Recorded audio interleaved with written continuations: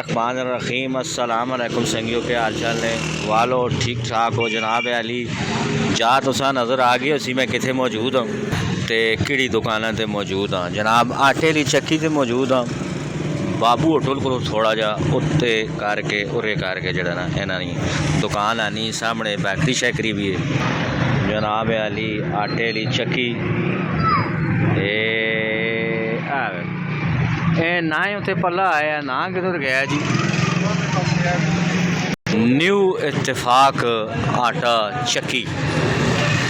मुख्तलिफ किस्म ने आटे इन्होंने को कणक शणक आन के जाओ तो पी के भी देने इन्हें पहले पी कट्टी थे काफ़ी हूँ पी के देने तो इन्हों को जनाब अली तेल होना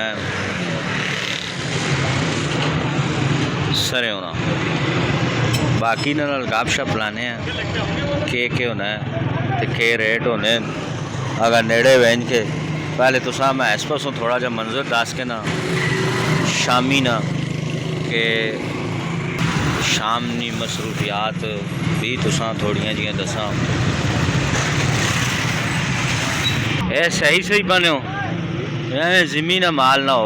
वो कहने क्यों आने होने कि पहली ना आटा डोल गया बच्चे कोई लाग में जाएंगे तक पहली ना आटा डोल गया पहली ना आटा ना डोल में जाना अच्छा हूँ दसो जी किड़ी किड़ी किस्म ना आटा तुसा को होना है कि कणका ना आटा मकई ना आटा जवाना आटा जवाना दलिया कणका ना दलिया जाओ वाला शुगर वाले सही होना है वो बेहतरीन होना है जवाना आटा हाँ जाओ वाला कहीं किलो है वो 300 रुपये ठीक हो गया तो आम जड़ा जड़ा वो कणका ने हिसाब न होना है रेट ठीक 150 भी चलना पैना 160 भी चलना पैना पी के भी देने हो ठीक होगा कणका ने ध्याड़े होना कहाँ सुनना आए आए ठीक होगा बेहतरीन इंशाल्लाह जबरदस्त बड़ा को वाकुफ आए तो उसका ज़रा रायत करो जरूर क्या जड़ा जड़ा हम मैंने चैनल से तो सारी चक्की तकसी ना वो फिर वाकुफ बंदे आने ना जी वो असा मास्टर ने वीडियो तकी से आए हैं जी वो फिर जड़ा उस ज़रा लिहाज करो मैं थोड़ी जी ये दस के ना है ना चक्की चक्की यार वाले चलती रहनी चाहिए हाल ये देसी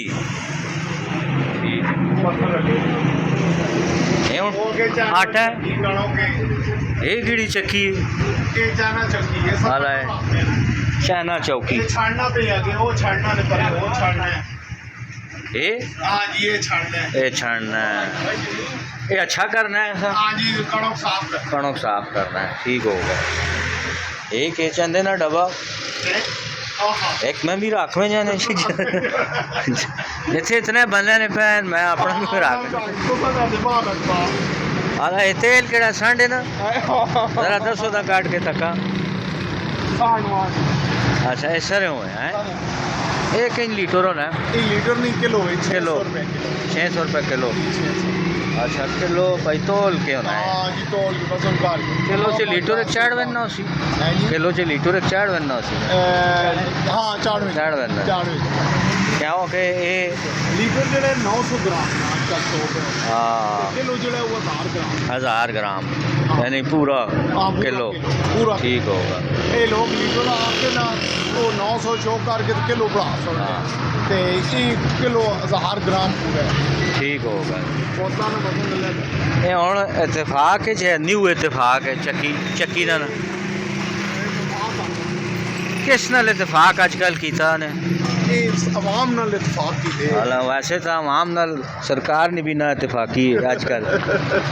ते आपस च भी आवाम नहीं ना इतफाकी तुसा जड़ा इतफाक किया चलो बहुत चाह शाह पियो ठंडी भी होनी ने मेहरबानी जनाब बहुत शुक्रिया मैं पीवा लेकिन मैं मन है ये चीज़ा परहेजा ते हाँ परहेज आने ने इलाज तो डॉक्टर साहब बेहतर है तो जान है तो आने जान है